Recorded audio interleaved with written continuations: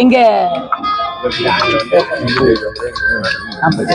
இங்க ஸ்ரீரங்கத்துல இன்று சனாதன வழக்கறிஞர்கள் மாநாடு, ஆனா மாநாடுன்னு சொல்ல முடியாது, முதல்ல இருந்து சொல்ல.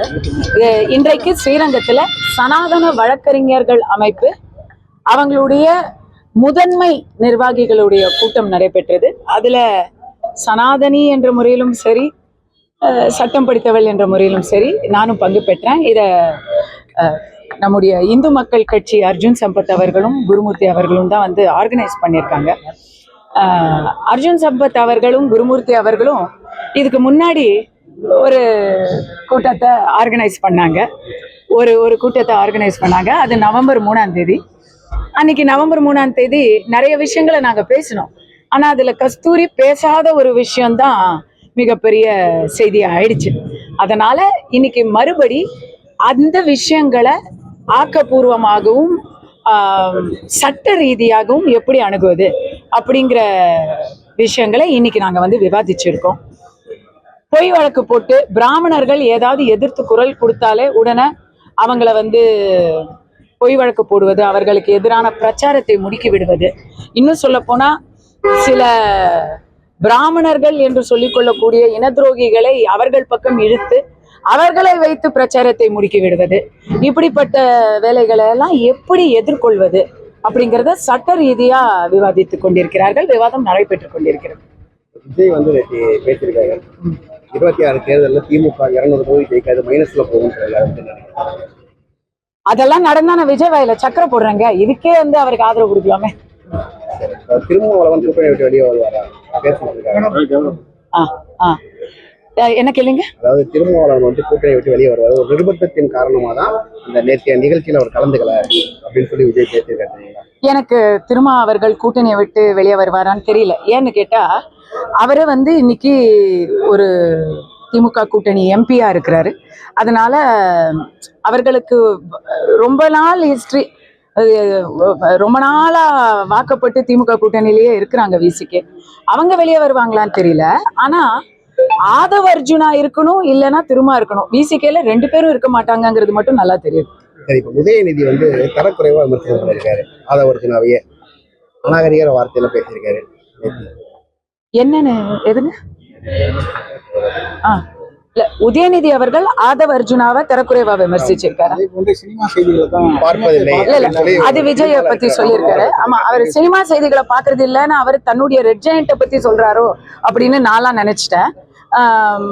உதயநிதி அவர்களுக்கு தரைக்குறைவா பேசுறதுங்கிறது ஒன்றும் புதுசு இல்லையே. அவர் இன்னைக்கு விஜய் சொல்லியிருக்காரு, ஆதவ அர்ஜுனாவை சொல்லியிருக்காரு. அதுக்கு முன்னாடி சனாதனத்தை சொன்னாரு, அதுக்கு முன்னாடி ரஜினியை சொன்னாரு. அவர் அடிக்கடி சொல்றது தானே, ரிப்பீட் அஃபெண்டர் அவர்.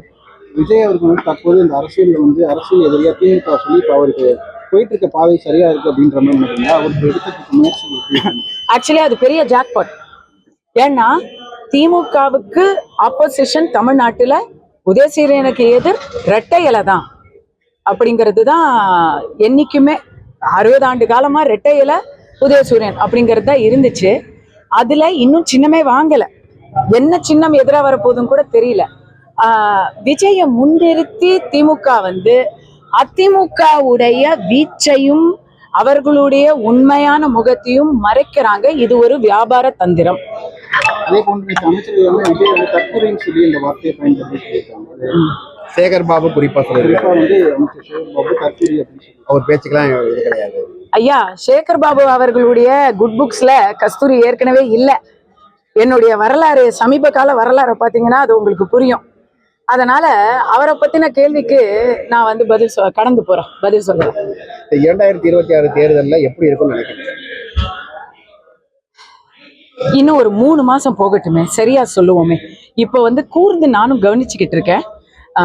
ஒண்ணு மட்டும் தெரியுது, ஒரு கட்சி கூட்டணிக்கு எதிராக அனைத்து கட்சிகளும் தனித்தனியா போராடிக்கிட்டு இருக்காங்க. இப்ப அந்த அனைத்து கட்சிகளும் ஒரு குடைக்கு கீழே வந்தா மக்களை பொறுத்த வரைக்கும் இன்னைக்கு எல்லா பிரச்சனைகளுக்குமே ஏதோ ஒரு இடத்துல ஆளுங்கட்சி காரணங்கிற மனநிலைக்கு வந்துட்டாங்க.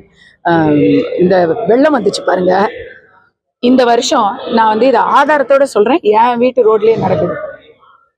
சமீபத்துல வந்த வெள்ளத்துல 4000 கோடிக்கு பைப்பு போட்டாங்க இல்லையா, அந்த 4000 கோடி பைப்பு வேலை செய்யல. அதுக்கு பதிலா ஆனா அடுத்த நாளே தண்ணி எல்லாம் வடிஞ்சிருச்சு. அடடா, அடுத்த நாளே தண்ணி வடிஞ்சிருச்சு, அப்போ அவங்க திட்டம் தான் காரணமான்னு பார்த்தா அது இல்ல. மூளைக்கு மூளை, ரோட்டுக்கு ரோடு, ஜெட்ராடையும் மோட்டரையும் வச்சு எல்லா தண்ணியும் பம்ப் அடிச்சு விட்டாங்க. அப்ப அதை பேசாம 4000 கோடிக்கு பம்பு மிஷினே வாங்கி போட்டுருக்கலாமேங்க. இந்த மாதிரிதான் இது. இது வந்து ஜனங்க எல்லாருக்குமே தெரியுது. நாங்க இருக்கிற ரோட்ல நான் மட்டும்தான் இருக்கேனா, அங்க 1000 பேர் இருக்கிறாங்க அந்த ஏரியாவுல, எல்லாருக்கும் தெரியுது. எல்லாருமே வெறுப்புல இருக்காங்க. அதை மீறி திமுக ஜெயிக்கணும்னா இன்னைக்கு எல்லாரும் தனித்தனியா இருக்காங்க பாருங்க, அப்போ திமுக ஜெயிப்பாங்க. அதனால அவங்க விஜயை கொஞ்சம் அப்படி உசுப்பேத்தி விடுறது, இபிஎஸ் உசுப்பேத்தி விடுறது, அண்ணாமலை அவர்களை உசுப்பேத்தி விடுறது, இப்படி அப்படி பண்ணி டிவைட் அண்ட் ரூல் பண்ணிக்கிட்டு இருக்காங்க. சீமான் அவர்கள் ஏற்கனவே சொல்லிட்டாரு, எங்கேயும் போக மாட்டேன், நான் தனியா நிற்பேன்னு. நான்லாம் வந்து எனக்கு வந்து நான் உள்ள போனப்போ முதல் ஆதரவு குரல் கொடுத்தது சீமான் ஐயா. அண்ணன் சீமான் அவர்களுக்கு நான் வெளியே வந்து நான் நன்றி சொன்னேன். அந்த நன்றியோட வெளிப்பாட சொல்றேன். அவர் என்னை திட்டுனாலும் பரவாயில்ல. எல்லாரும் சேர்ந்து மக்களுடைய ஒரே ஆசை திமுகவை வெளியேற்றணுங்கிறது. அதை பண்ணிட்டு அதுக்கப்புறம் உங்களுடைய கொள்கையை பாருங்கன்னு நான்லாம் சொல்றேன்.